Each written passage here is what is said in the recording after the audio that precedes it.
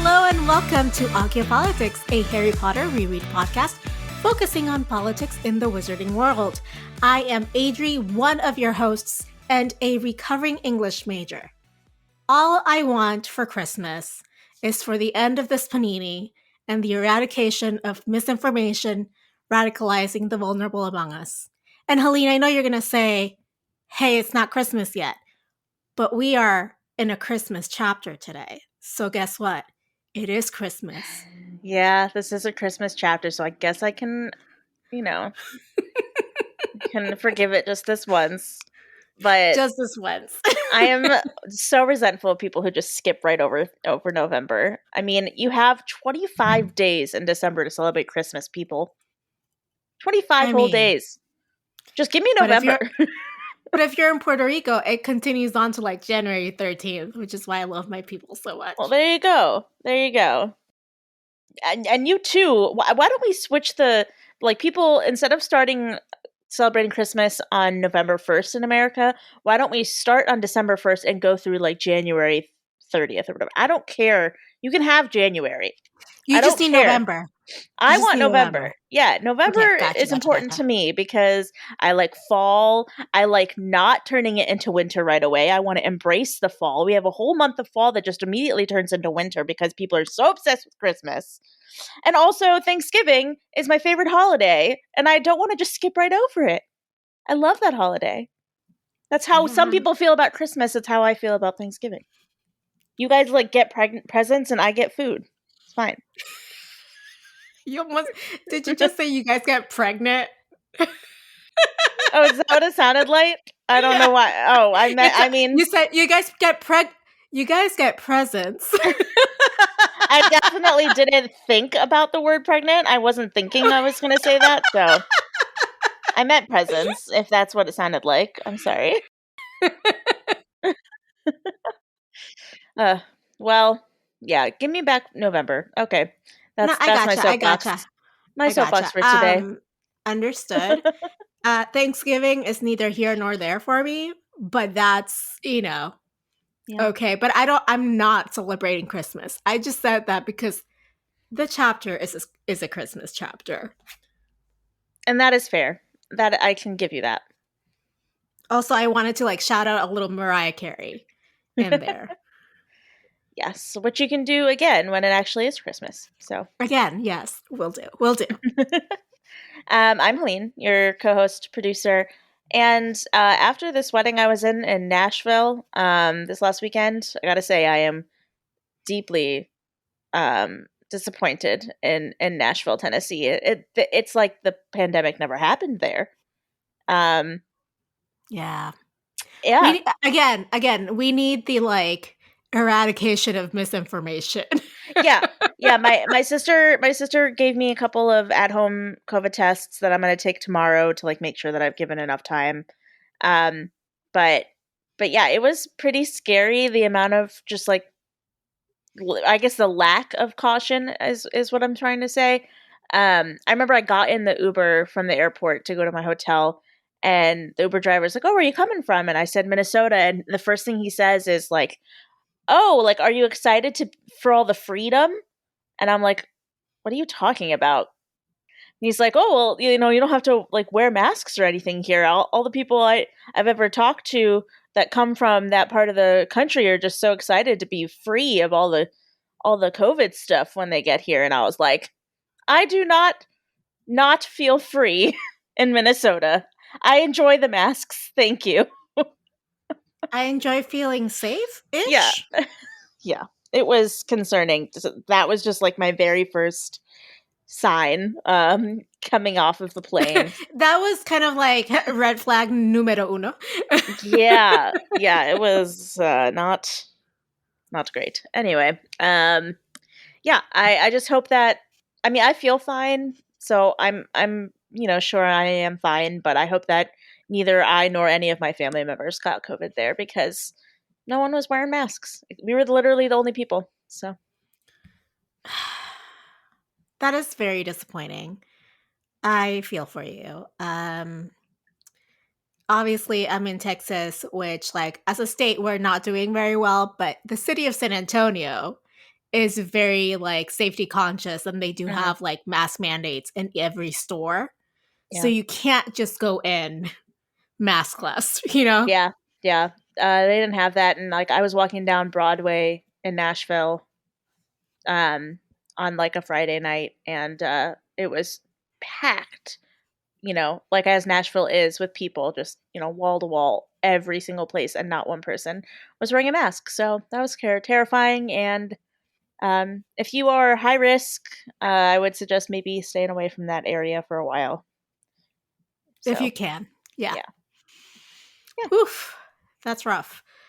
Well, today, as I said earlier, we're going to talk about a Christmas chapter in the Woo. Harry Potter Half Blood Prince book, and it is chapter 16, A Very Frosty Christmas. But before we get to that, we need to get to our Potter Watch segment because Helene has the 411, the information, the down low on what was and was not included in the 1.2 trillion infrastructure package that was passed by Congress.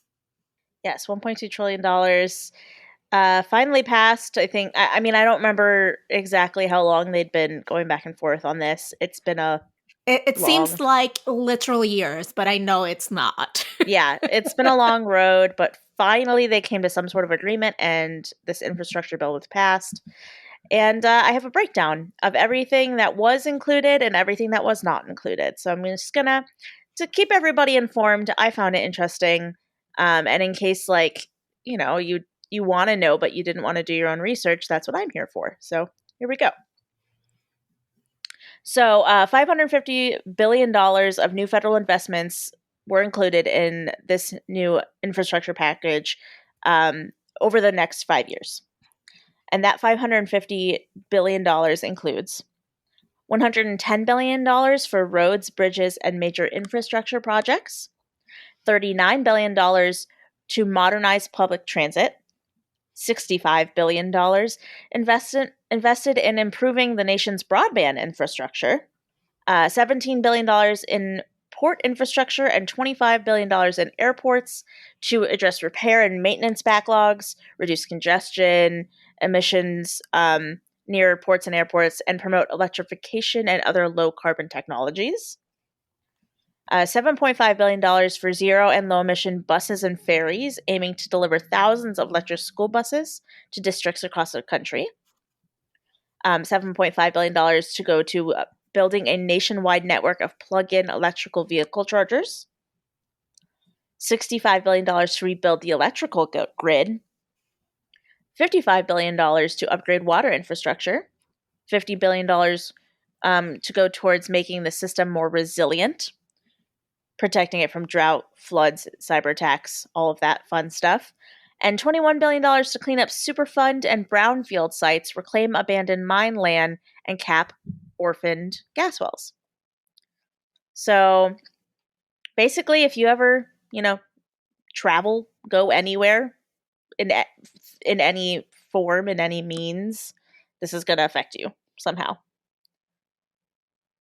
Unless, of course, you don't live in the United States.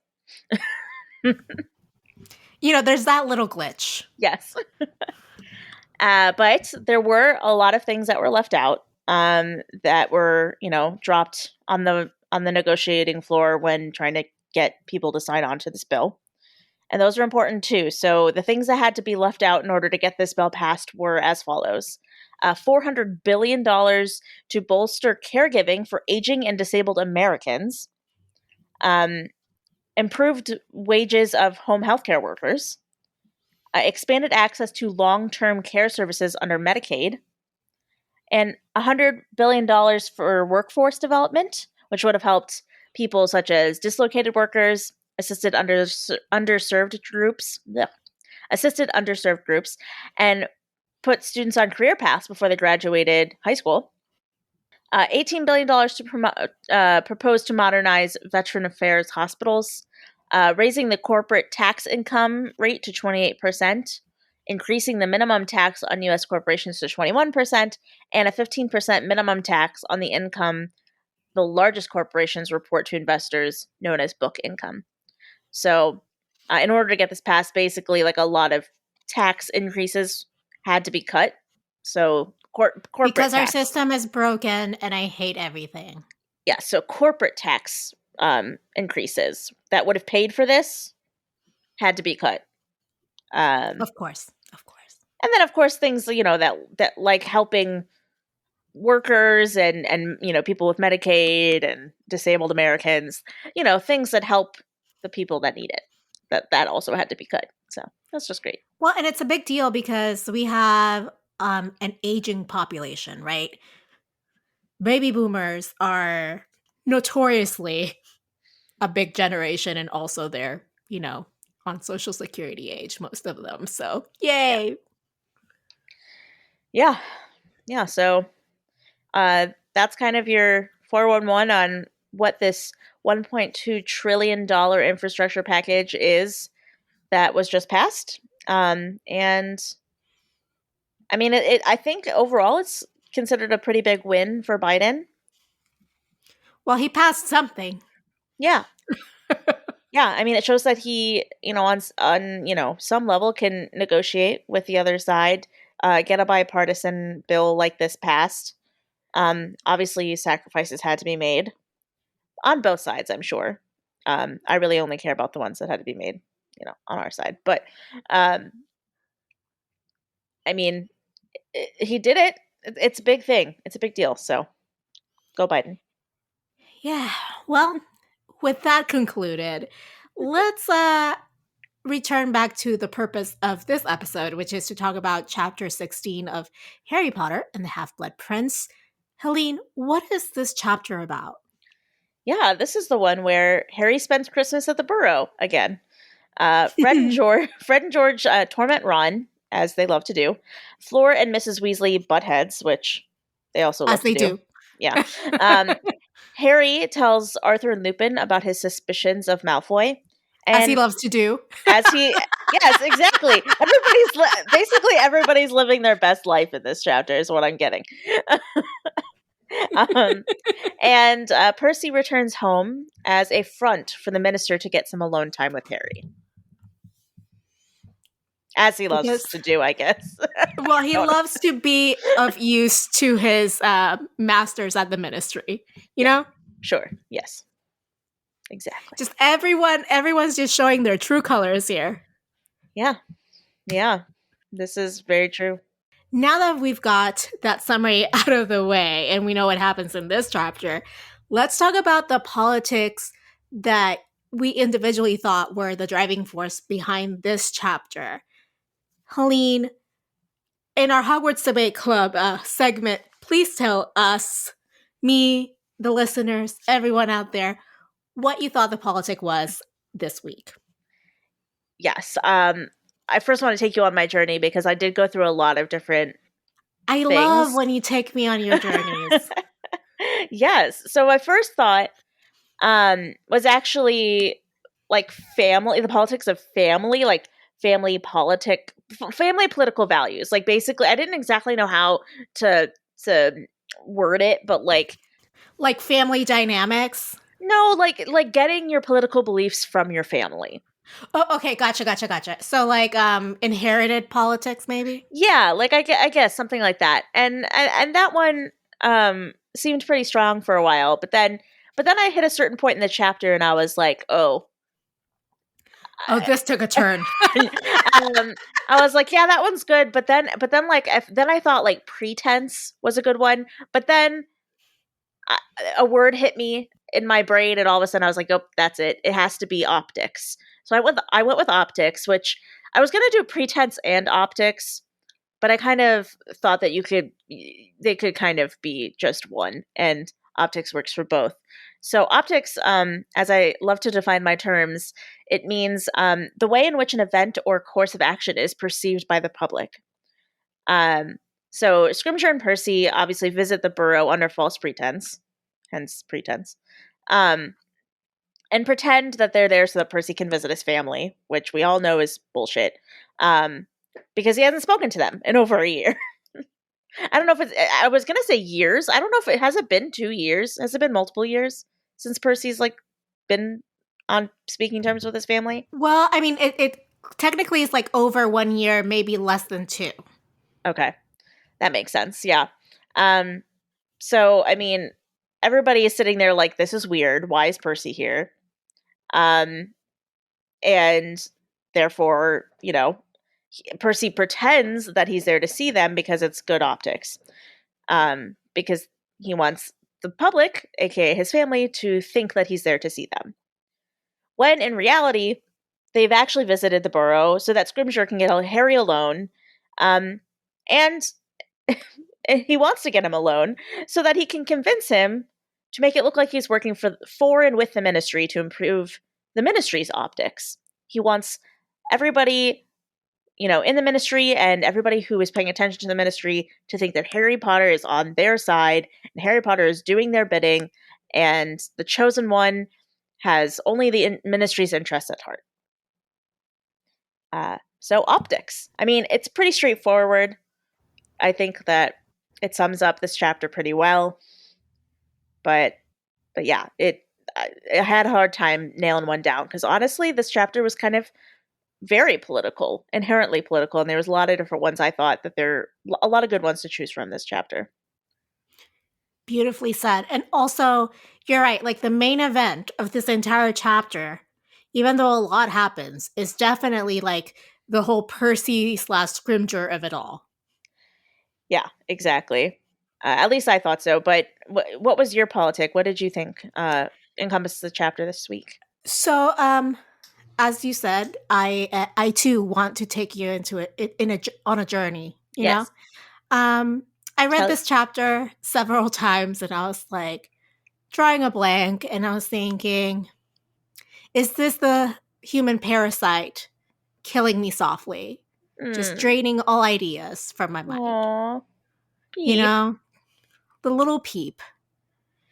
And I'm just like, Peep, just let me think, please.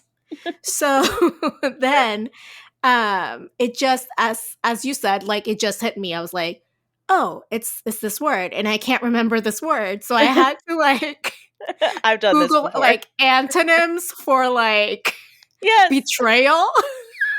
Yes. I've done that too, where I'm like, I know the word, and I'll just like start describing the word and hope that Google knows what I'm talking about. Yes. Yeah. I'm like, I know there's a term for this. What is the term?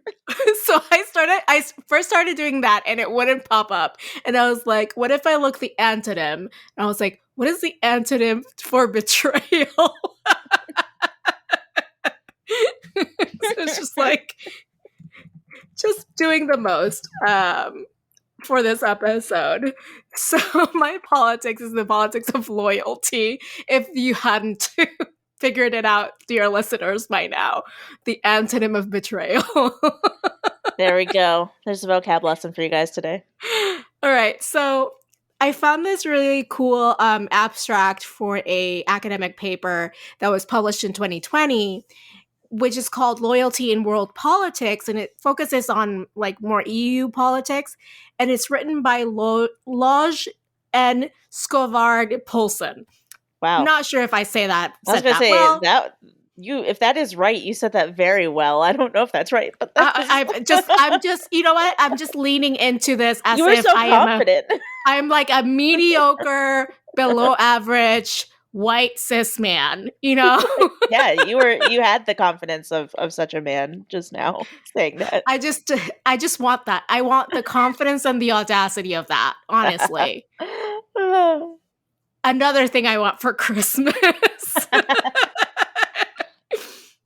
All right, so I'm quoting from the abstract, and it says, loyalty is a persistently partial behavior driven by affective attachments. Such attachments are, in turn, driven mainly by a sense of shared social identity, but also the interaction between subjects and objects of loyalty.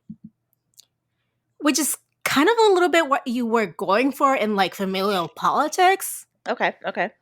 Like, you know, like that you are loyal to your, you know, to the things and people who you feel like you have a sense of shared social identity, right?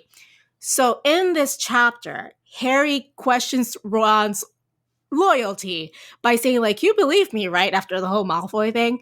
Which, again, he's like paranoid about this. He wants Ron to finally believe him and like show some loyalty to him, Harry. Harry is loyal to the memory of his father and, Sirius's memory as well by continuing on to suspect Snape and idolize his father and Sirius, even thinking that his father could have been the Half-Blood Prince and kind of being like, Lupin, did you know about this Half-Blood Prince, right? Mm-hmm. Yes. Scrimgeour wanted Harry's loyalty, but alas, his loyalty is to one Albus Dumbledore. Hell yeah, Lupin and Arthur both believe Snape to be loyal to the Order of the Phoenix. And Molly hopes Percy's loyalty to his family has brought him home. But, as we've talked about, it's clear that his loyalties lie elsewhere at the moment. Yeah. And finally, the most throwaway moment of this chapter, but also an important one, right? The unbreakable vow, like the mention of that itself and what it means, is a question of loyalty at the peril of death, which is super metal.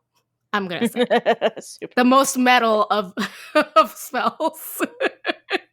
I'm really sad that they didn't go into detail as to what Fred and George were tricking little baby Ron into giving an unbreakable vow for. I mean, right? Like, probably to be, their bitch forever.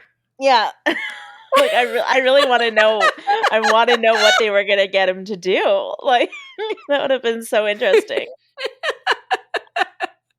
I mean, it's clear that Fred and George's loyalty is not to Ron because they are, skewering him over this whole lavender brown thing. Like, oh my God. How did it happen? How did she injure her head? Yeah, I will get into my feelings on that a bit later, but yeah, they hold no punches in this chapter, that's for sure. That is true. Well, let's go into our deep dive and talk about those quotes or moments where we thought our politic was shining. Helene, what was your quote? Yes, I'm going to read from the book again. Ready? Okay. I don't exactly understand what you want, said Harry slowly. Stand alongside the ministry? What does that mean? Oh, well, nothing at all onerous, I assure you, said Scrimgeour. If you were to be seen popping in and out of the ministry from time to time, for instance, that would give the right impression. And of course, while you were there, you would have ample opportunity to speak to Gawain Robards, my successor as head of the Auror office. Dolores Umbridge has told me that you cherish an ambition to become an Auror. Well, that could be arranged very easily. Harry felt anger bubbling in the pit of his stomach. So Dolores Umbridge was still at the ministry, was she? So basically, he said, as though he just wanted to clarify a few points, you'd like me to give the impression that I'm working for the ministry. It would give everyone a lift to think you were more involved, Harry, said Scrimgeour, sounding relieved that Harry had caught on so quickly. The chosen one, it's all about giving people hope. The feeling that exciting things are happening. Feeling that exciting things are happening.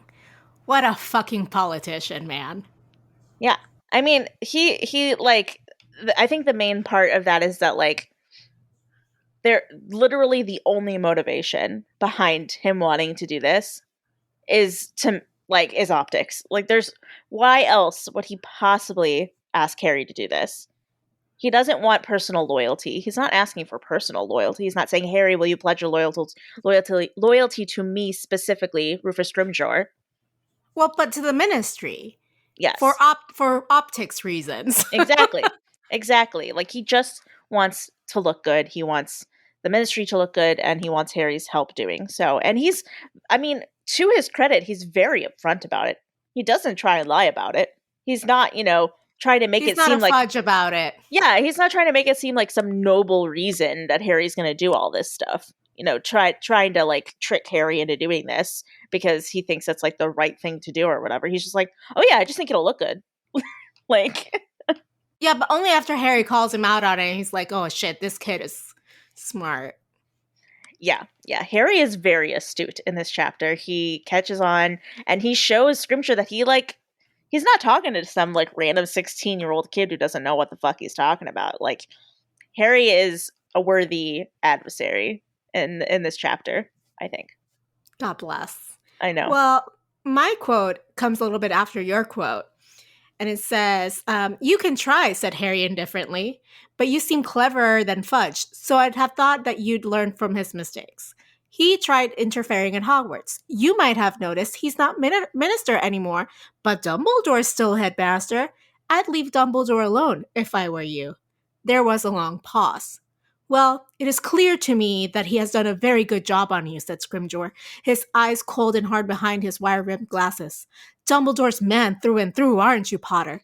"Yeah, I am," said Harry. "Glad we straightened that out." And turning his back on the Minister of Magic, he strode back towards the house.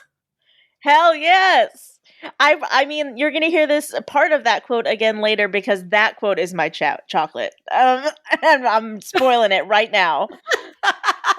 I loved this quote for loyalty, right? Because it's the moment where Scrimgeour is like, "Oh, snap. I'm like barking up the wrong tree here.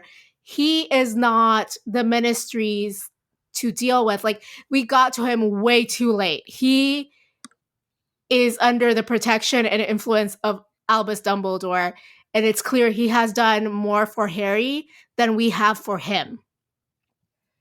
So we cannot influence him. He is not loyal to the ministry." Yeah, and you know what actually surprised me is like, okay, so after Fudge is gone, you would kind of think that Harry might start to trust the ministry more, maybe let a little bit more of his loyalties go towards there. Can you trust an institution that like had Dolores Umbridge No, still? Yeah, that's what I was gonna say. I was gonna say I think the one thing that's stopping him from allowing himself to actually like trust the ministry and believe that they are on his side and have his best interests at heart is the fact that they do still employ people like specifically Dolores Umbridge, but also people like Dolores Umbridge. They are still an institution that allows these systemic problems to keep happening. Well, and I think Harry, as you say, he's very astute, right? So he's like, if there's one Dolores Umbridge, there are 10 more just like her somewhere around the ministry. Like, it's clear to him that like, yeah, he loves Arthur and Arthur works for the ministry, but he also knows that there are former Death Eaters that are probably working at the ministry and people like Dolores who may not have been a Death Eater but are also terrible people. Yeah, I think that if Scrimgeour and or the ministry really wanted to win his trust, win his loyalty over, they would take steps like, fire Dolores Umbridge or, things to put in good faith. Make contact with Harry before this moment when they need him. Yeah. And like, because he was at the ministry like at the end of the last semester fighting like Death Eaters and what they could do? They could make reparations. I mean, I think reparations would be I don't know, what's the word I'm trying to think of? Warranted in this situation. Because the ministry has fucked up his life. Yeah. They, imprisoned them. They imprisoned his like godfather who was innocent, like all these things. So I'm not surprised that Harry does not trust or is inherently loyal to a system that has done that. Yes, and I'm gonna I want to read the definition of reparations for a second, just so people understand what I'm talking about, because not everybody knows. Go ahead.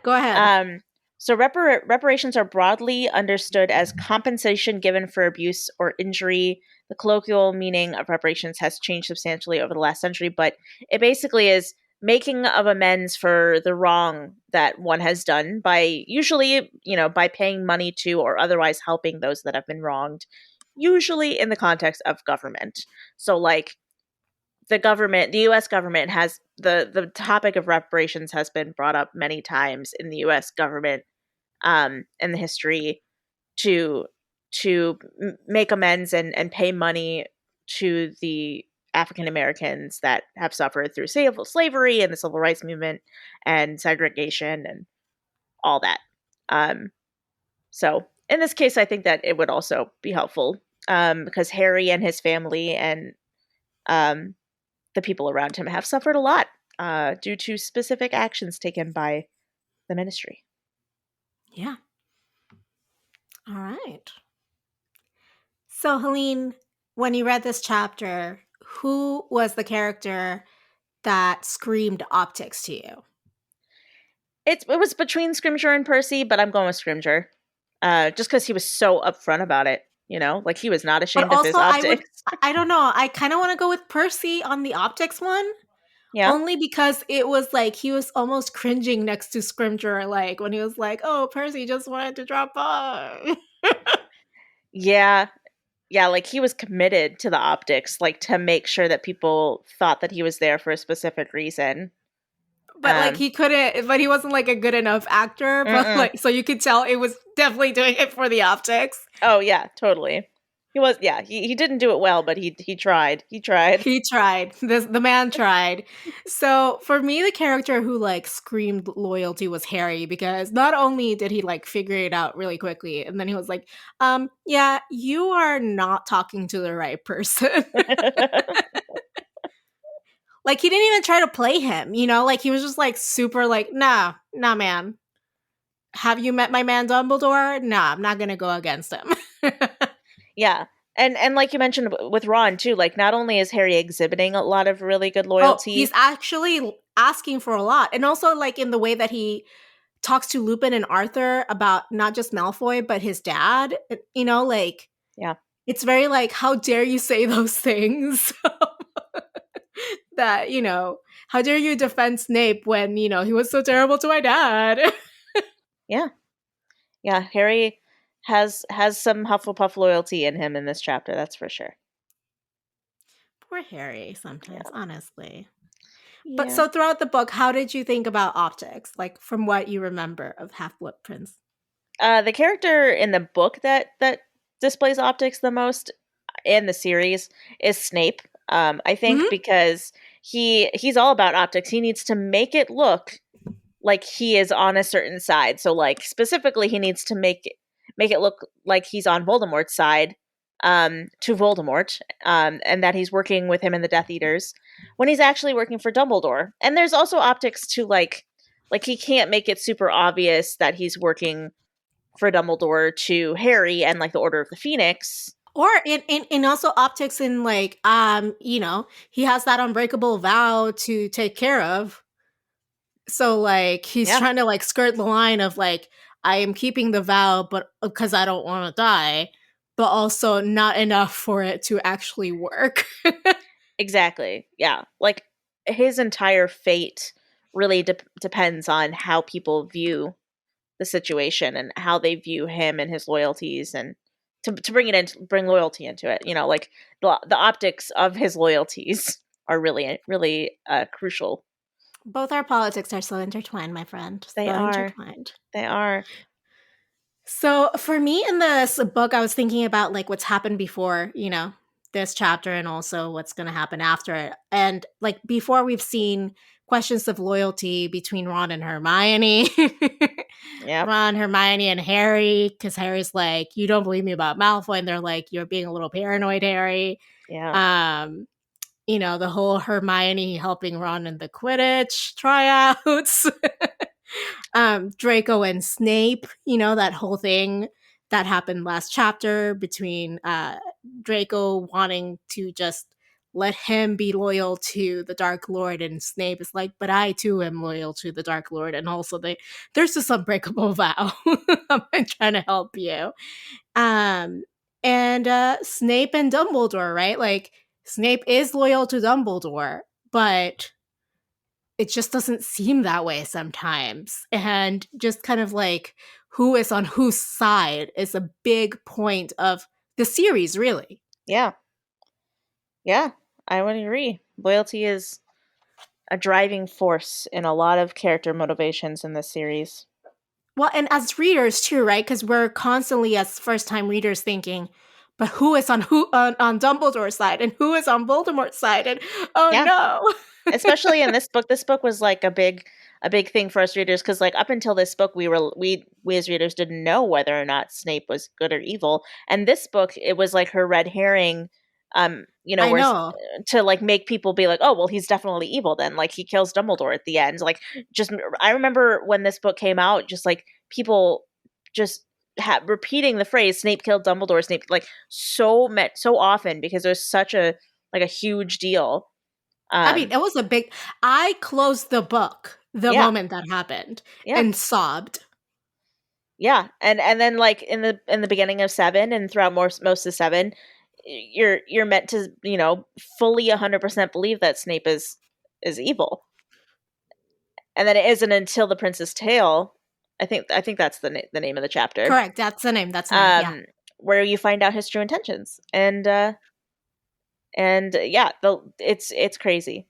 The optics of the loyalties, as we might say. The author toys with our optics. How about that? Yes, exactly. Exactly. Oh, that's a rough road ahead for us in this reread. Yeah. And speaking of rough, you know what else is rough? Are Dementors. And not so rough, chocolates. And by not so rough, I mean delicious. Smooth. Silky. Smooth. Beautiful. My favorite treat. Yes. What was your Dementor? What was rough for you this chapter?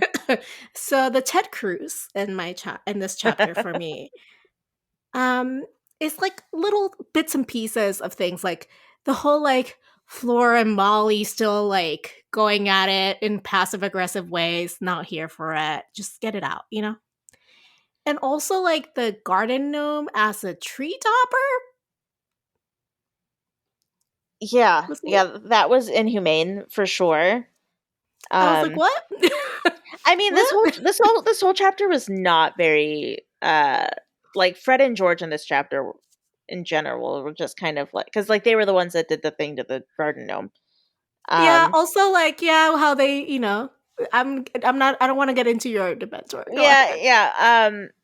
But before we get to my, I had a thing that I wanted to say.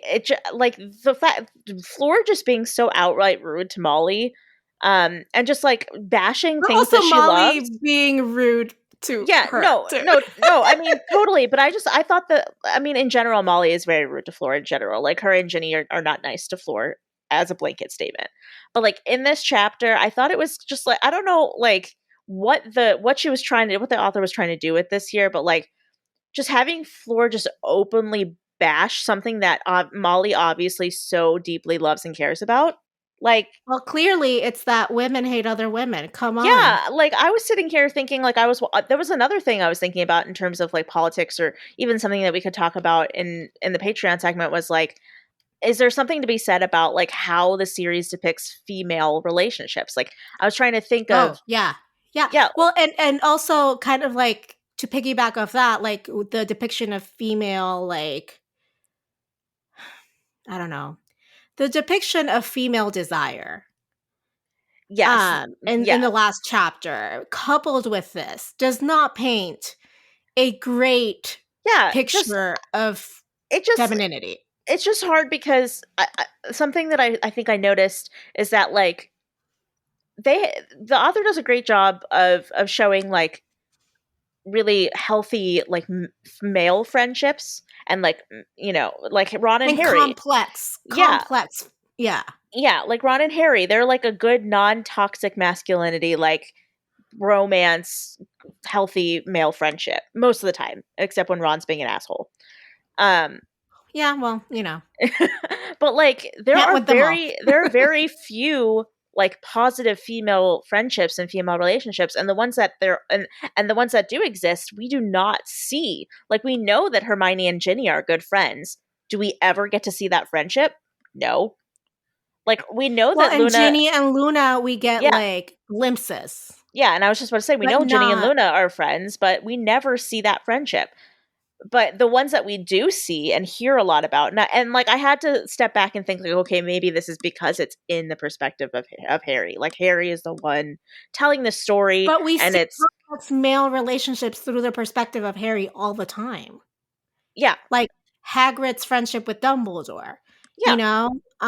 So like whatever. But yeah, I mean, we see like Hermione and like any other girl other than Ginny, no, like they don't have a Well, friendship. even Hermione Um, and Molly had a really rough patch, you yeah, know? and then also like when you think about like Lavender and Parvati slash Patil, um, like their friendship, all three of them, they the things we see in their friendship are all very superficial. A lot of gossip, a lot of it's all like around Yeah, boys so it's and all around female, like the female gaze, female desire, female companionship is all about gossip and silliness, and like even yeah, Marietta and Cho, yeah, not great rep. yeah.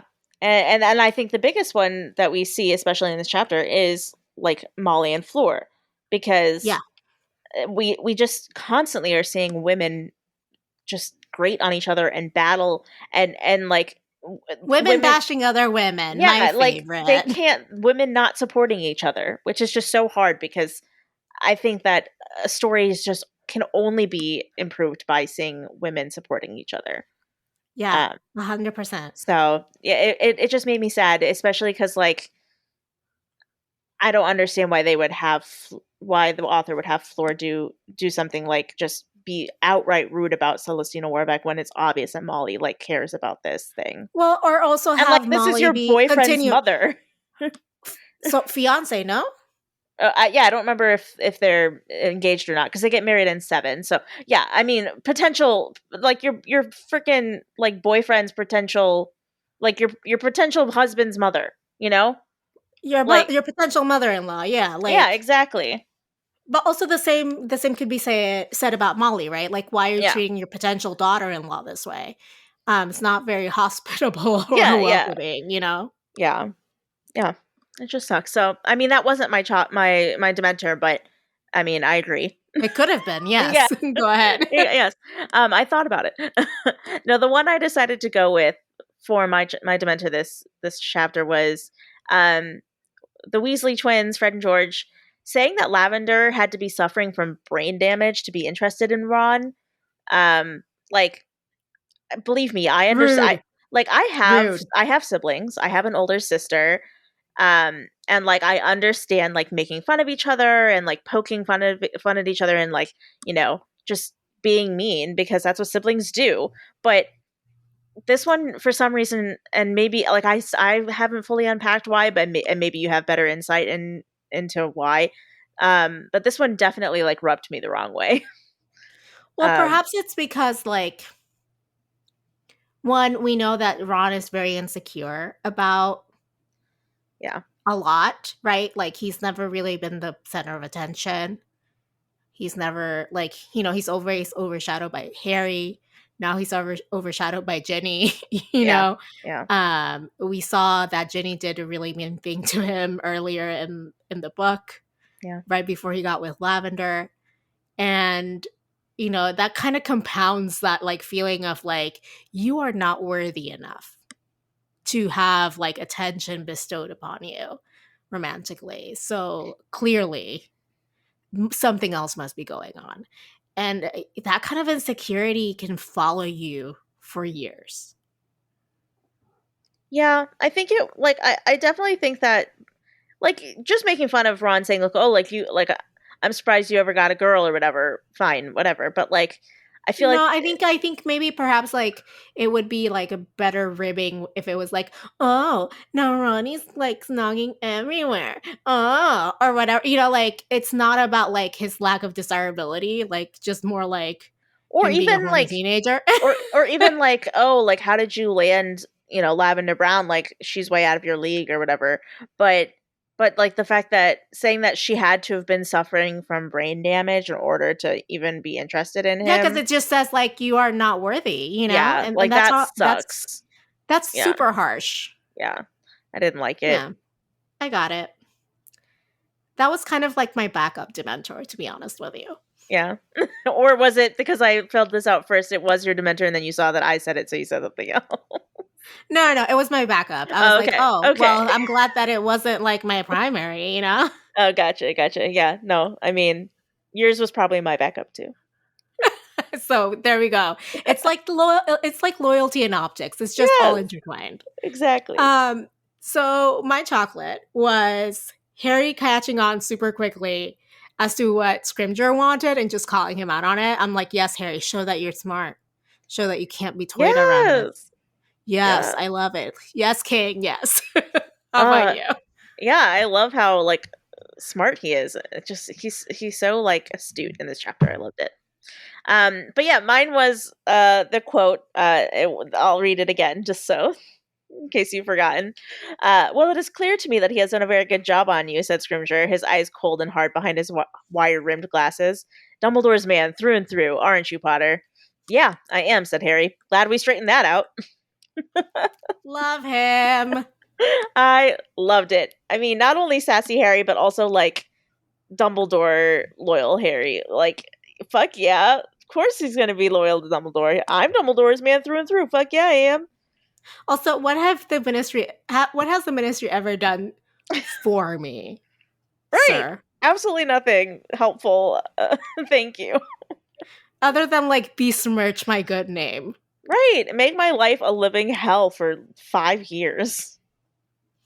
So guess what? I am not going to help you. Yeah. Relatable, Harry. So relatable. Well, and this is the place where we are going to thank our lovely patrons for making it possible for us to keep this show running and pay for all our podcasting related fees and subscriptions. If you would also like to help us out and join an exclusive club, hop on over to patreon.com/Occhiopolitics to get some really fun goodies and rewards. Yes, $2 a month is going to get you access to bonus content for every episode. And $5 and $10 a month tiers are going to get you access to special physical rewards every 3 months, like stickers and recipe cards and all the fun things that you can possibly imagine. Also, if you have any ideas for where I can put the stickers, I still have them. I still have not put them anywhere. Please let me know. Write to accupolitics@gmail.com. Stop being so precious about the stickers and post with them everywhere. They're sitting in a pile next to my work computer on my desk, and I just look at them all the time, and I'm like, where do I put you? Where do I put you? And I can't decide, so help me. Well, what if I send you like an old-timey photo album and you can just stick them like in the pages of the photo album? Oh, I should get something that I can like hang on my wall. I could have like a poster of stickers of Harry Potter stickers on my wall. I can display them. I like that. Just get white cardboard. Yes. Is that weird? Do people not display their stickers? I want to do that now. I mean, you do whatever makes you happy, Colleen. I just have sticker anxiety. No, I understand. I too have sticker anxiety. I have like... Is that something I could talk about it with my therapist?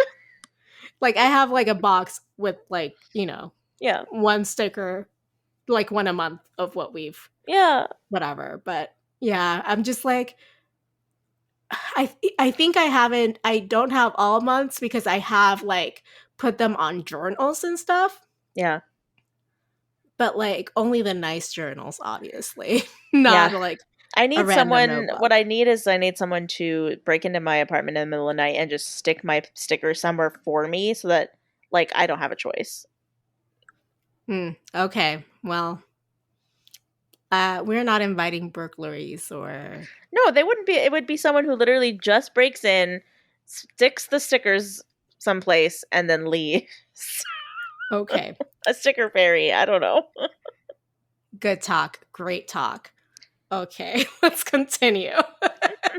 Well, if you're wondering what we're going to be talking about today in our Patreon-only segment, which, by the way, you can get for $2 a month if you've already forgotten after our sticker anxiety conversation, we will be talking about a deep dive into the one, the only werewolves. The only werewolves. That didn't make any sense. The species, the one and only species that we have a person we love be werewolves. Yes. There you go. This is because we don't know any vampires we love other than like Sanguini Linguini, you know? Sanguini, my boy Sanguini. In my mind now, he's like forever Sanguini Linguini. You know? I'm fine with that. That works for me. I chose werewolves for the Patreon this week because we do learn a little bit more about Lupin talks about going undercover in the werewolf community for Dumbledore in this chapter, and like what that looks like, and he kind of explains why werewolves would be siding with Voldemort over Dumbledore or like the Ministry or whatever in this chapter. And it's just we got to learn a little bit more about them, and I thought it would be good to kind of deep dive into what wizardingworld.com has to say about them. So if you want to learn more, there's a lot. It's going to be a doozy. Subscribe to our Patreon. Yes. And I see Albus Dumbledore the cat is behind you. Oh, is he? Hi. He was very graceful. Very graceful. I love him so much. Yes, he's a beautiful, handsome boy. And you know who else is beautiful and handsome? The people who answer our questions. All of them. Yes. All of them. Beautiful and handsome. All of them. And we had a lot of people answer this question this week.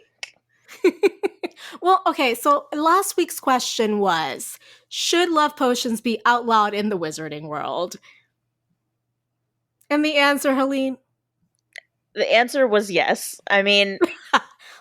duh. Yeah, I looked. We had so many answers on all the platforms, and not one of them was no. Every single answer was yes. Okay, so like full disclosure, I almost was a troll and clicked no. I would have been able to see who did it.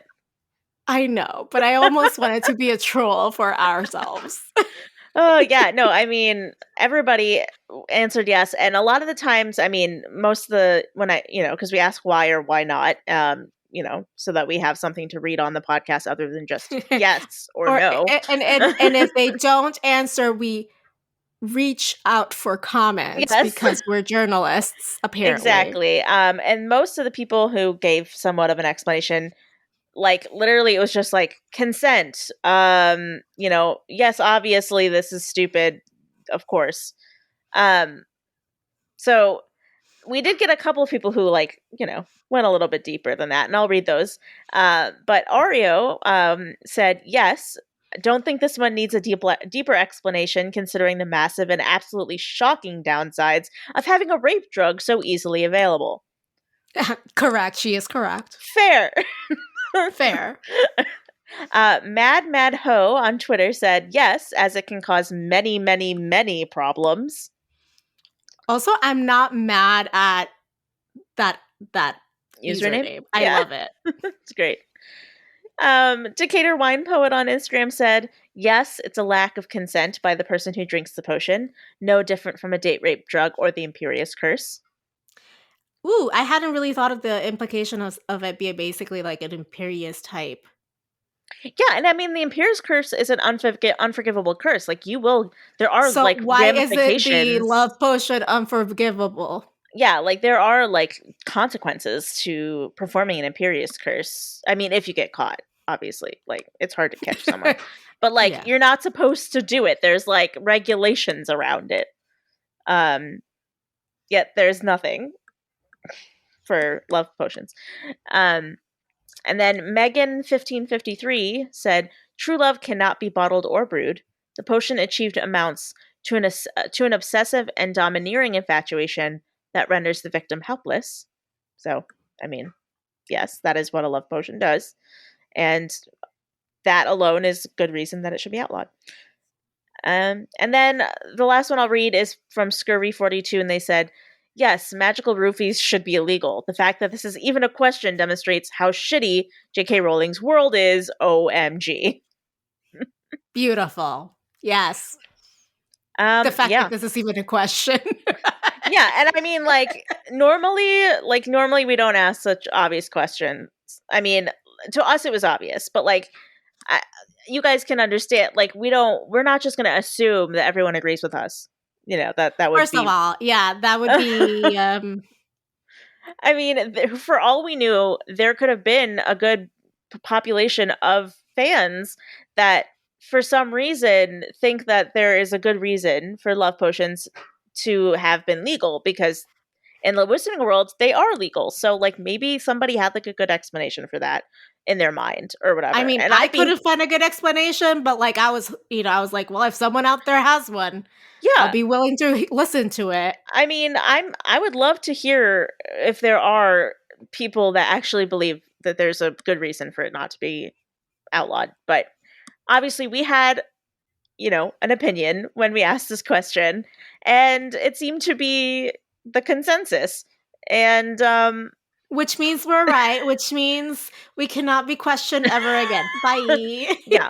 But yeah, the fact that the question even existed has to do with the fact that, well, love That it potions. is legal Yeah, in that world, right? yeah. The So fact that love potions are legal. So exactly, like the fact that this is even a thing is sad, as yeah, Kirby basically said. So yeah, there you have it.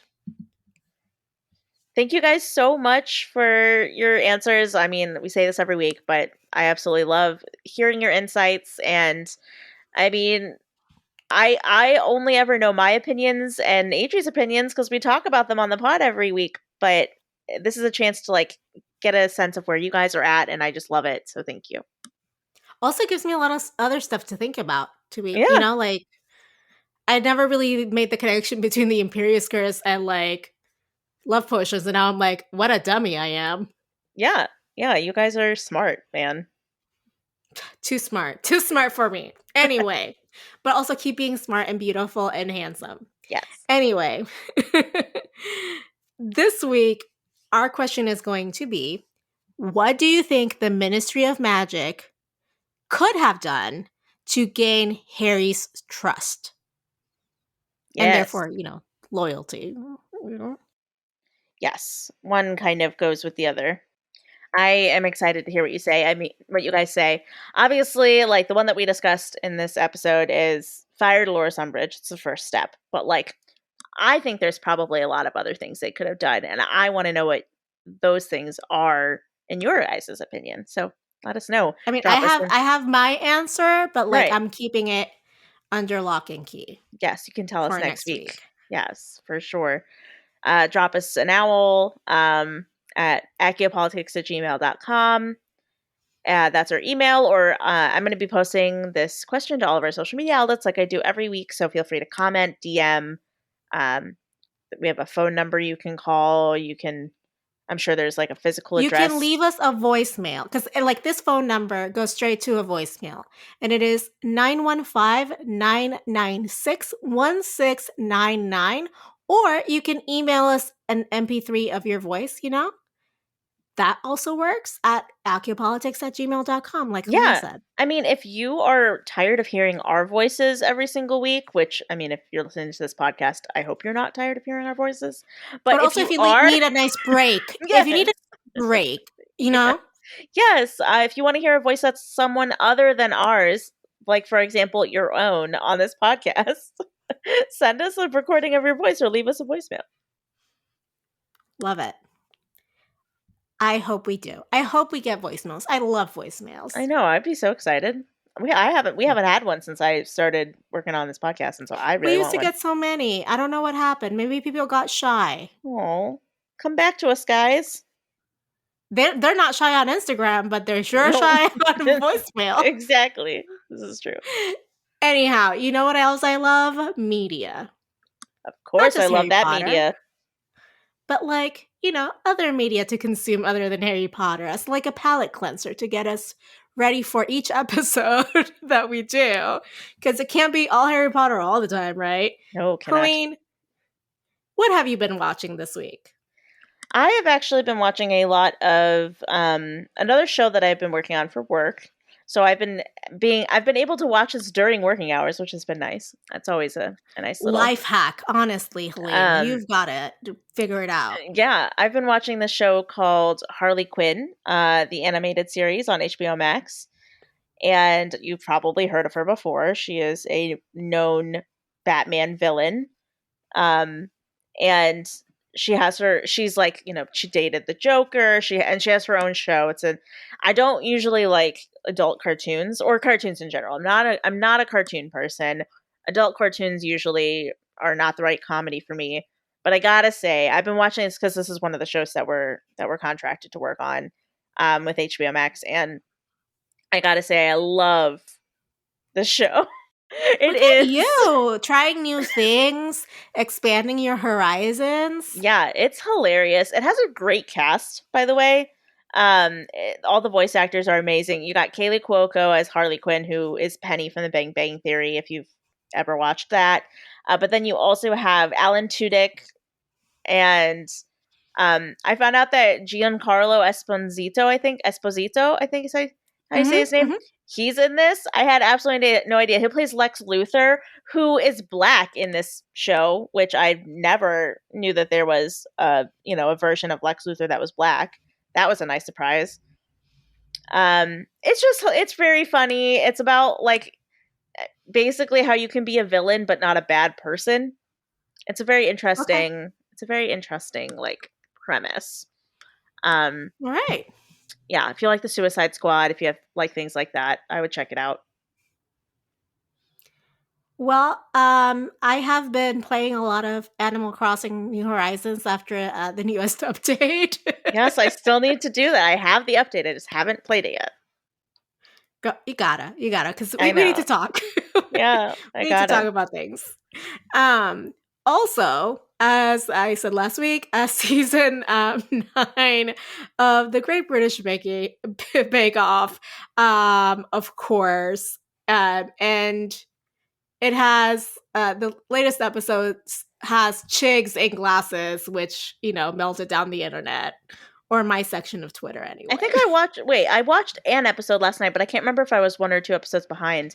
Was Pastry Week the most recent one, or was there a new one? It was, I believe it was. So we've already done Caramel Week. Have you seen Caramel Week? I think it was Pastry. I don't think I've seen Caramel Week, so it has to have been Caramel Week. So it might have been Caramel Week. Okay, it must have been 2 episodes behind. Chigs is wearing glasses, and like my entire Twitter melted down over it. I'm excited. Oh, he looks really good in glasses, you guys. I can imagine, honestly. I can imagine. Which, by the way, Chigs was the one that we couldn't figure out last time. What's his name? Yes. Yeah, it was like the guy who's new to baking. Yeah. Yeah, it's like Chigs.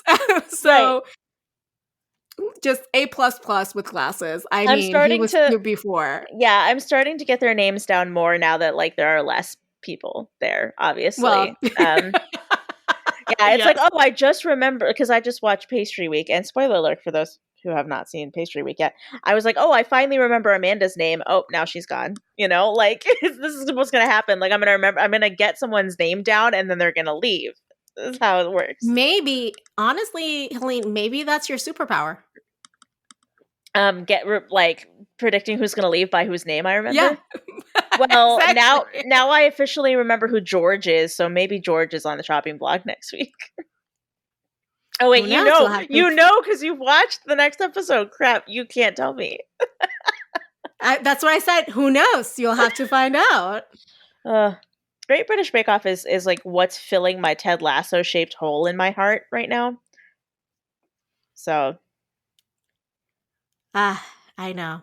I miss Ted Lasso, telling guys. You, Chigs and glasses will like put together your heart in a way that you never thought was possible. I'm very excited. You should be. Oh, to watch this for the first time, what wouldn't I do? Just the sight of him in glasses. I was like, oh God, I remember why I love men in glasses now. Anyhow. I've also been watching Law and Order Organized Crime, also known as the Elliot Stabler Show.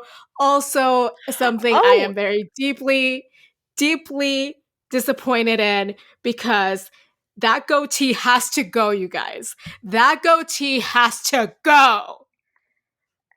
I haven't watched the show, so I don't know exactly what you're talking about, but That reminds me, when I was talking about the cast of Harley Quinn, there was someone I couldn't remember, and that's who I couldn't remember. Christopher Maloney is in Harley Quinn. God bless. God bless. I was looking at the IMDb of cast people or whatever today, and I was just like shocked by this person and this person, and then I get to Christopher Maloney, who plays Commissioner Gordon, and I was like, what? Elliot Stabler is in this show. I died. Okay, so Helena, I know you haven't watched season 2 yet, but in season 2 he is undercover. I'm not. They're already at season 2? Yes. I feel like that show just came out like earlier this season. Yeah, but it was like very limited. The first season was very short. Oh, okay. It's more like a like a limited release, like a six episode type thing or whatever. All right. Gotcha. In this, when we get back to Elliot Stabler, he is undercover. That's the whole the whole premise of the season. Undercover in like a mafia thing. And he has a shaved head and a goatee. Ew. And I am still so disappointed in that choice. I mean, that aesthetically. So you're telling me that he looks like Walter White, is what you're telling me. I am telling you he looks like he is in a QAnon forum. Okay. All right. Speaking of Law & Order, though, the latest episode of Law & Order SVU with the mummies, did you watch that? Oh, I am scarred for life. That was a rough episode. That was, like... That episode got me shook. Like that, guys, if you watch Law & Order SVU, the latest episode, like, mentally prepare. Oof. It is tough. Yeah, I watched it with Seth, which he truly never watches SVU with me, usually. And we were just horrified. I was like, if I walked in on that, I would have nightmares for decades. Yeah. And then I said, honestly, I might have nightmares tonight. Yeah, it was rough, guys. Yeah, so Law & Order is just wilding out, I'm telling you. Yeah, totally. Well, that's it for today's episode. Please join us next week as we talk about Chapter 17 of Harry Potter and the Half-Blood Prince. This one is titled A Sluggish Memory, which is also what I have now that I'm pregnant. But yeah, I can relate to that. I'm not pregnant, but I have a sluggish memory sometimes just because I'm tired. Well, they call it pregnancy brain for a reason on my end. I don't know. Maybe you have vitamin deficiency. I might. Being honest. Anyway, if you enjoyed this conversation, which we always hope that you do, we would love it if you could take a second to give us a 5-star rating on Apple Podcasts or wherever you happen to be listening right now. Also, word of mouth is a great thing. Tell your friends about the podcast. Anybody you think might enjoy it, might be interested, let them know. Obviously, we just want new listeners to discover the podcast. So whether you're giving us a 5-star rating or telling your friends about us, those are both really good ways to get people to discover the podcast that might not already be listening. So anything you can do to help, that would be great. Yay! New listeners, that'd be great. Anyway, until then, politics managed.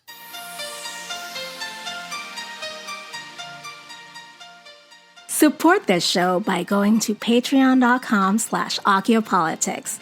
Our patrons keep this show going. You can find us online at occhiopolitics.com, and we are at occhiopolitics on Twitter, Facebook, and Instagram. You can email us your thoughts at info@occhiopolitics.com. Leave us a voicemail at 915-996-1699. And you might just hear yourself on the podcast. Adriana Wilson is the founder and creative director of the podcast. Helene Karp is the producer and social media manager. Allison Pullman is the audio wizard and editor who makes us sound so good. Cover art and physical rewards are designed by Adriana Wilson. The views expressed by the hosts and guests are expressly their own and not representative of their employers or associates. Occiopolitics is part of the MuggleNet family of podcasts.